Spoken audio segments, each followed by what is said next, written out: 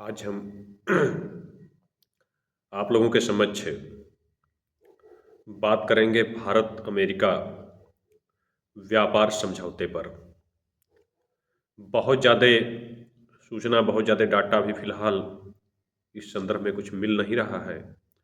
हाँ, मीडिया के मुताबिक जो कुछ खबरें मिल रही हैं, कुछ समाचार पत्रों में भी थोड़ी बहुत खबरें जो मिल रही हैं, उसके अनुसार हम संक्षेप में कुछ महत्वपूर्ण बिंदुओं से आपको अवगत कराने का प्रयास करेंगे।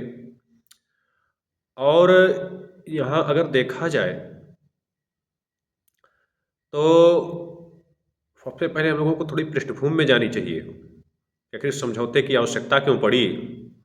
तो इससे पहले अमेरिका में बाइडेन साहब थे जो डेमोक्रेट से थे, सत्ता का परिवर्तन हुआ और परिवर्तन के पश्चात ट्रंप साहब जो कि रिपब्लिकन से हैं, जैसे हमारे यहाँ जो है भाजपा और कांग्रेस दो मुख्य पार्टियां हैं, वैसे वहाँ भी रिपब्लिकन और डेमोक्रेट दो प्रमुख पॉलिटिकल पार्टियां हैं। और एक प्रकार से अगर देखा जाए अमेरिका में दो दलीय व्यवस्था ही वहाँ की कल्चर में एडॉप्ट हो चुकी है, लोगों ने उसको अंगीकार कर रखा है।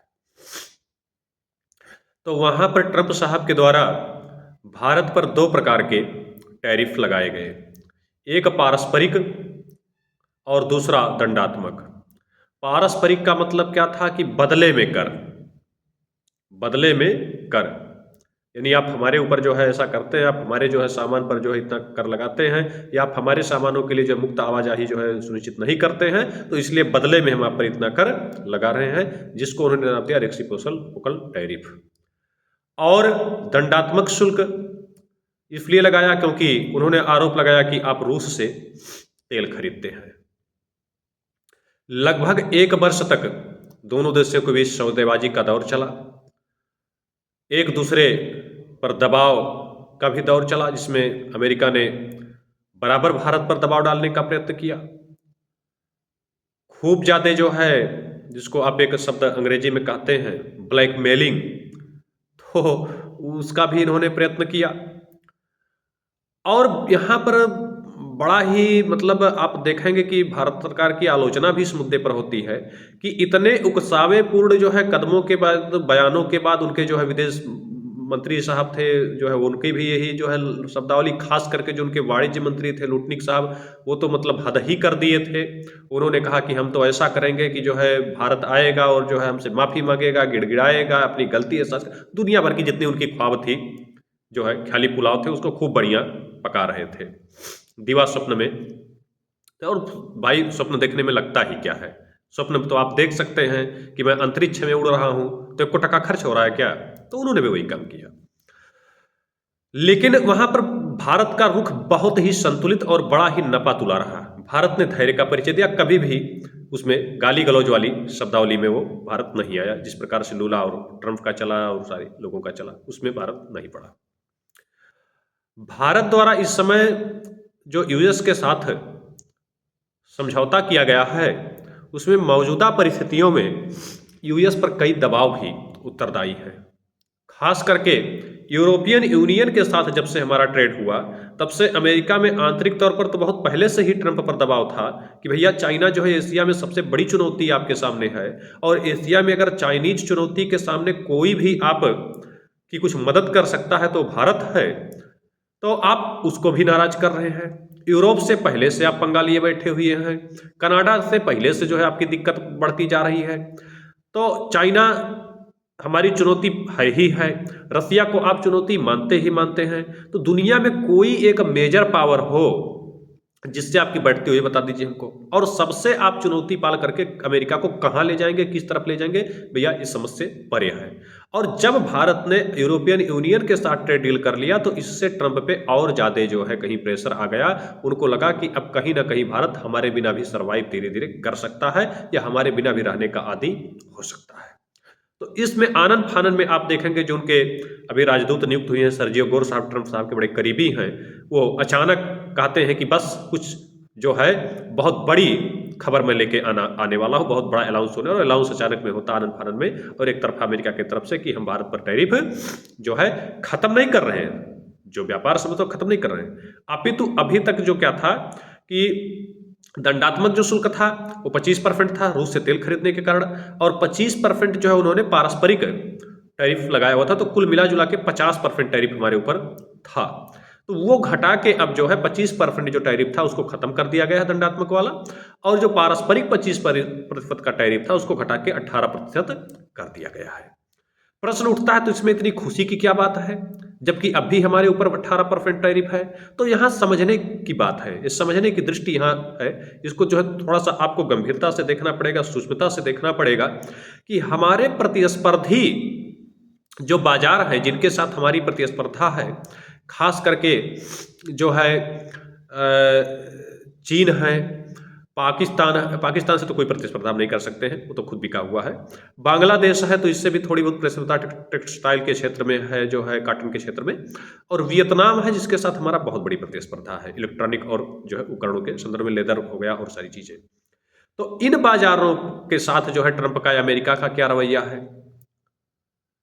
तो यहां पर अगर यानी दिक्कत ये नहीं कि मुझे बुखार है, हमको ये देखना है कि अगर हमको ओलंपिक दौड़ना है तो हमको बुखार हो गया, ठीक है मुझे बुखार है, लेकिन हमारे प्रतिस्पर्धी जो दौड़ने वाले हैं वो हैजा से पीड़ित हैं, तो हमारे लिए भाई लाभ है का सवाल है, भले हमको बुखार है। तो ये स्थिति यहाँ है, हमको देखना कि उन देशों पर कितना टैरिफ है। तो अभी अगर हम देख लें तो पाकिस्तान जो महोदय हैं उन पर 19% टैरिफ है, जो ट्रंप साहब के बड़े पिछलग्गू बन के घूम रहे थे। चीन पर अभी भी 37% टैरिफ है, बांग्लादेश पर 20%, वियतनाम पर 20%।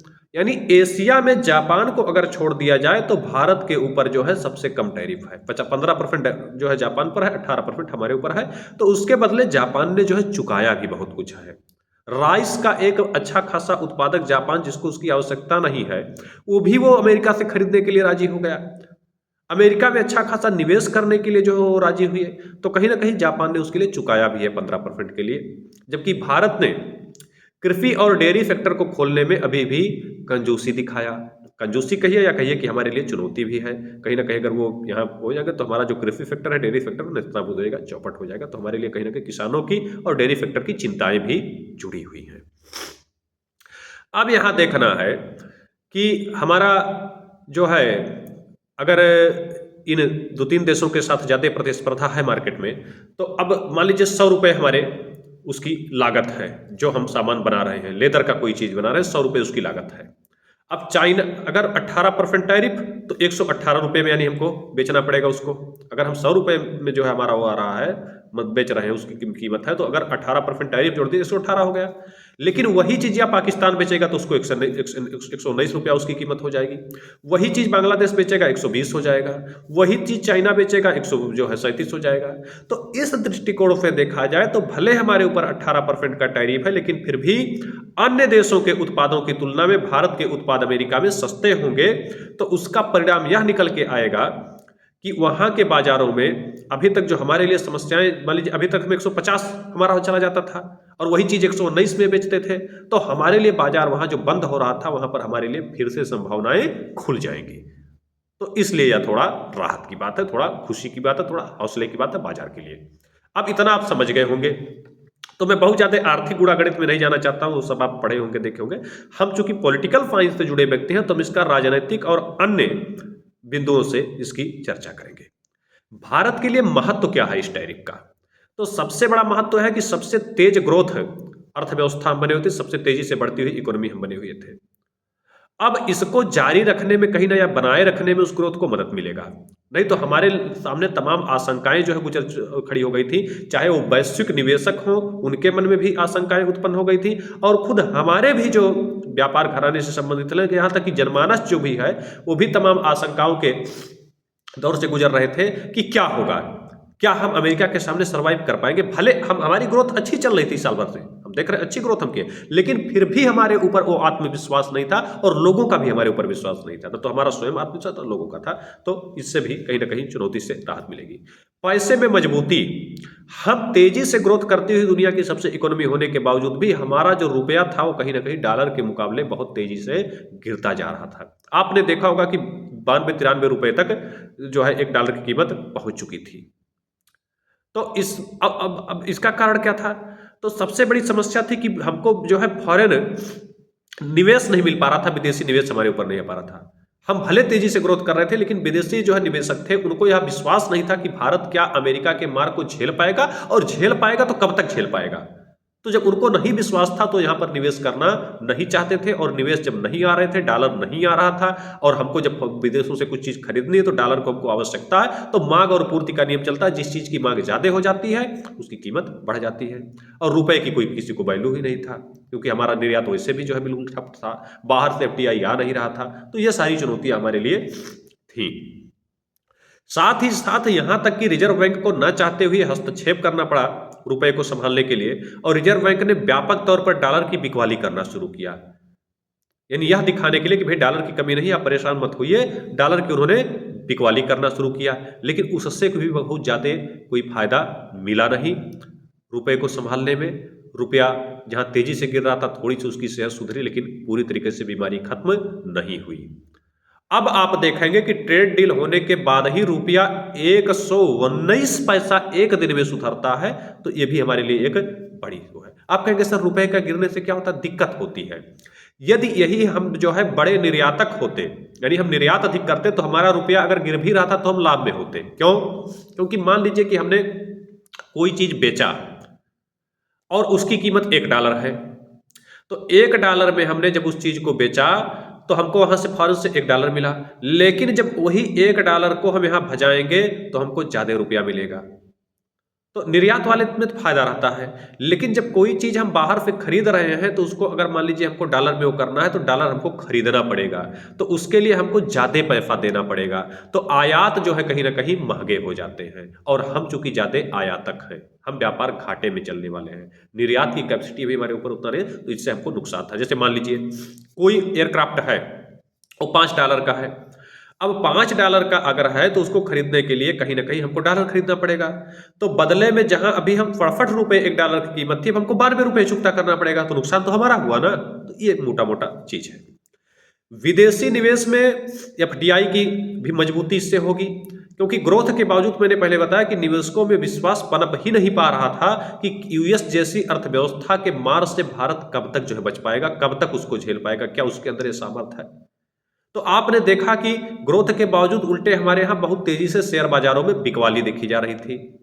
हमने तमाम देशों के साथ जो है समझौते किए, फ्री ट्रेड एग्रीमेंट किया जो है, लेकिन उसके बावजूद भी, FTA के बावजूद भी निवेश कोई बहुत ज्यादा हमको मिल नहीं पा रहा था। तो ये हमारे लिए चुनौती थी, तो इससे हमको कहीं ना कहीं पार करने में भूलेगी। प्रश्न उठता है कि थोड़ा सा हम लोग और जो है शुरुआत में चले जाएं कि ये सब समस्याओं की शुरुआत कहाँ होगी।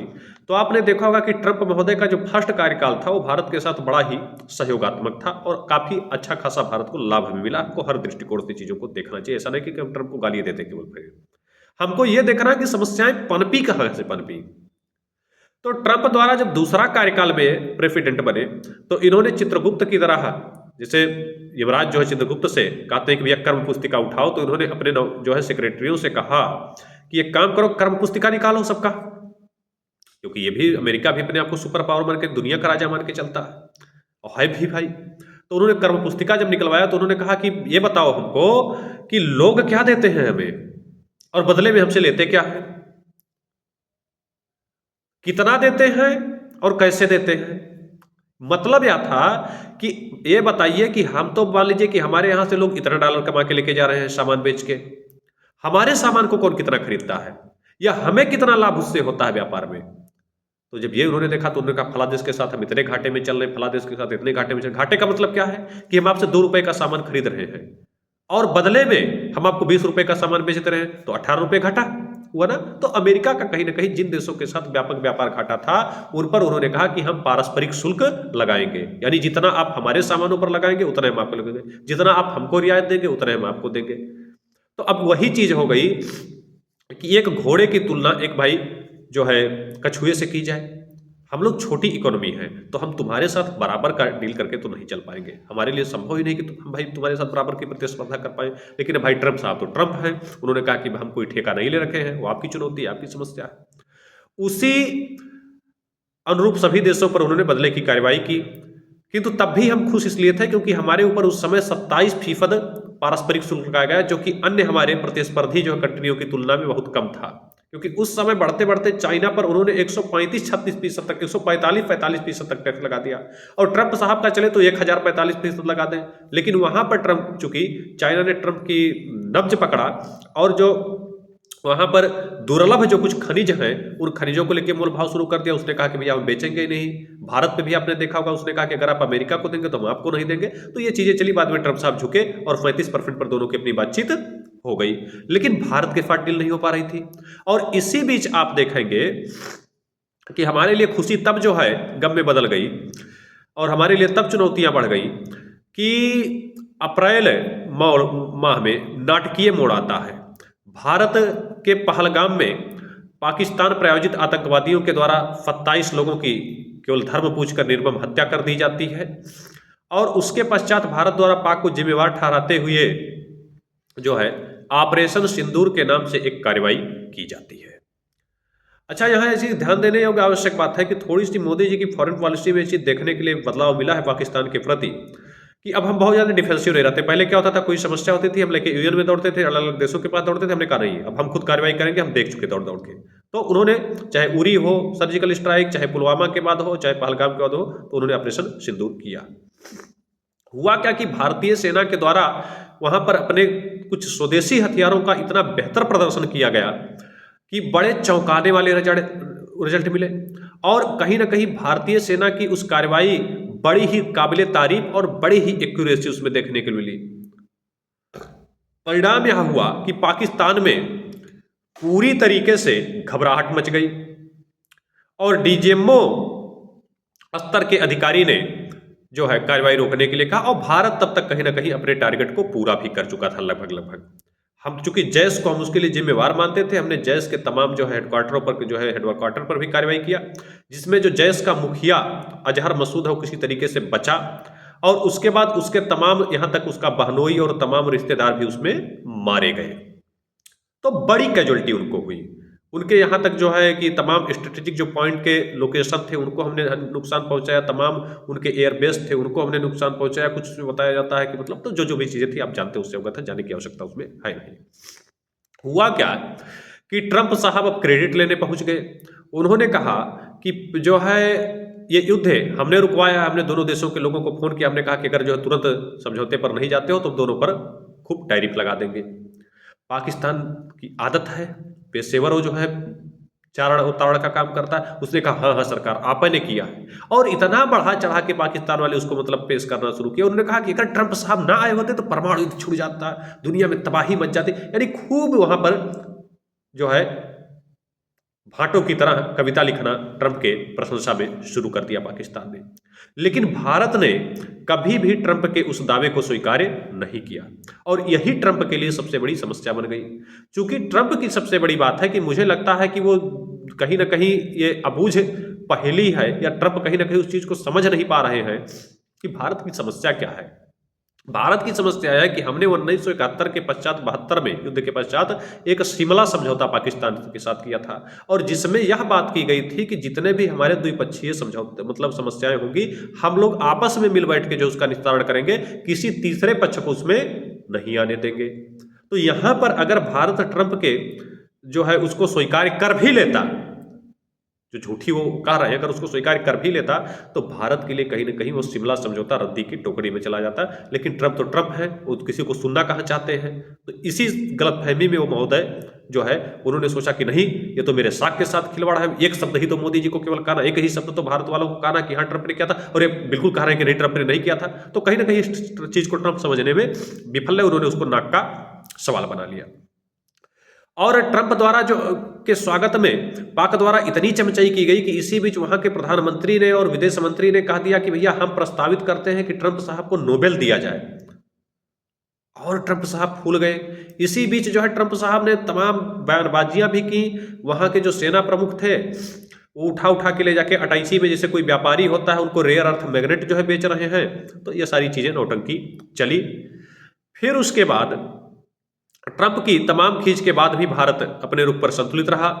अगस्त में भारत पर रूस से तेल खरीदने के एवज में 25% का टैरिफ लगा दिया गया, यानी खींच इन्होंने निकाला कि 25% का दंडात्मक शुल्क लगाते हैं। वहीं से भारत की समस्याएं शुरू हो गई। इससे निपटने के लिए भारत ने व्यापक आर्थिक सुधार किए अपने यहाँ घरेलू स्तर पर, और एफटीए यानी फ्री ट्रेड एग्रीमेंट के तहत कई देशों के से जो है फ्री मतलब वो डील किया। यूएस द्वारा भारत को समझने में भ्रम यह रहा कि अमेरिका दबाव की राजनीति में विश्वास करता है। उसको लगता है सामने वाले को दो चाटा मारेंगे और सामने वाला तुरंत आके खड़ा हो जाएगा। जैसे भी आपने देखा होगा, इन्होंने गाजा जो पीस प्लान बनाया था, कमेटी बनाया था, तो उसमें इन्होंने फ्रांस के सबको आमंत्रित करके फ्रांस को भी, तो फ्रांस के इमैनुअल मैक्रों साहब ने कहा भैया उसमें हम नहीं जाने वाले हैं। इनसे जब मीडिया वालों ने पूछा कि मैक्रो कर, उसने कहा कि मैक्रो ने कहा है अच्छी कोई बात नहीं है, एक काम करते हैं उस पर 200% का टैरिफ लगाने जा रहे हैं और वो दौड़ा दौड़ा चलाएगा। यानी हर चीज को जानते हैं कि चाटा मारेंगे और सामने वाला जो है चलाएगा, दुनिया को एक बालक मान के चलते हैं। और शायद इन्हें भारत के इतिहास का उतना बोध नहीं है। वैसे भी ट्रंप साहब थोड़ा व्यापारी अधिक हैं, चीजों को उनको केवल व्यापार तक उनका दृष्टिकोण रहता है। शातिर तो खूब है। उनको यह पता नहीं था, भारतीय इतिहास से अवगत नहीं है कि भारत ने मुगलों का, औरंगजेब जैसे क्रूर शासकों का, तुर्कों का, चंगेजों का, हलाकू का, अब्दाली का, तमाम ऐसे आक्रांताओं के जुल्मों को देखा है और उसके बावजूद भी भारत खड़ा रहा। यहां तक कि ट्रंप को अमेरिका का ही इतिहास पढ़ना चाहिए कि 1965 में किस प्रकार से अमेरिका ने भारत को झुकाने का प्रयत्न किया, 1971 में किस प्रकार से प्रयत्न किया, 98 में भारत पर प्रतिबंध लगा के क्या किया, लेकिन क्या तुम हासिल कर लिए? क्या तुम हासिल कर लिए? तो कहीं ना कहीं ये अमेरिका की बहुत बड़ी गलतफहमी रही कि हम चाटा मारेंगे और सामने आ जाएगा सामने वाला जो घुटना टेक देगा। ये इनकी बहुत बड़ी गलतफहमी रही। जब हमारे सर काटे गए तब भी हमने अपनी संस्कृति, तब भी अपनी सभ्यता के लिए हम जूझते रहे। तो जब उन आक्रांताओं के सामने हम नहीं झुके तो तुम्हारी क्या हैसियत है, तुम्हारी क्या औकात है? हम आदि इस चीज के हैं कि अगर मुझे लगता है, आपको लगता है कि हमारे बिना सामने वाला नहीं जी सकता, नहीं, हम तुम्हारे बिना भी जी सकते हैं और इसको हमने दिखा दिया। हाँ, हो सकता है कि तुम्हारा साथ त्यागने में मुझे थोड़ी कठिनाई हो, थोड़ा वो लगे, लेकिन तुम्हारे बिना भी जी सकते हैं। बात आती है भविष्य क्या होगा। समय कम ज्यादा हो रहा है, भविष्य क्या होगा? भविष्य में मुझे लग रहा है कि भारत का ग्रोथ और अच्छा होगा और तेजी से भारत ग्रोथ की तरफ जाएगा। और अब तक जो हम विश्वास करने में थोड़ा सा संकोच करते थे, अब मुझे विश्वास हम कर सकते हैं हम लोग कि 2047 तक का जो विजन है मोदी जी का, अगर भारत इसी रास्ते पर चलता रहा तो 2047 तक हम दुनिया की फर्स्ट इकोनॉमी ना सही बन सकते, इसमें कोई दो राय नहीं, लेकिन अगर ना भी सही तो हम एक बहुत ही मजबूत स्थिति में जरूर खड़े दिखाई देंगे। और लाभ यह हुआ ट्रंप साहब के टैरिफ लगाने का कि हम लोग मल्टीपल व्यापारिक समझौते यानी वैकल्पिक संबंध बनाने पर शुरू कर दिए। हमने लगभग अब तक जो है कई देशों के साथ फ्री ट्रेड एग्रीमेंट कर रखे हैं। और जिस प्रकार से हथियार के क्षेत्र में हमने मल्टीपल जो है साझेदारियों की बात की, वैसे अब हम वैकल्पिक तौर पर अर्थ के क्षेत्र में भी, व्यापार के क्षेत्र में भी अपने पार्टनर की खोज कर चुके हैं, करने में सफल रहे हैं। आशा है कि प्रथम मुलाकात जो मुस्कुराहट के साथ हुई है, उम्मीद है कि धीरे धीरे बातचीत बढ़ते हुए हंसी ठिठोली में बदलेगी। अमेरिका से हो सकता है कि कुछ और राहत भारत को मिले, क्योंकि अभी तो उनका एक तरफा निर्णय है। और बाकी भविष्य में क्या होता है हम नज़र बनाए रखेंगे। आज इतना ही। और अगर आपकी कोई राय हो तो आप टिप्पणी कर सकते हैं, संदेश भेज सकते हैं।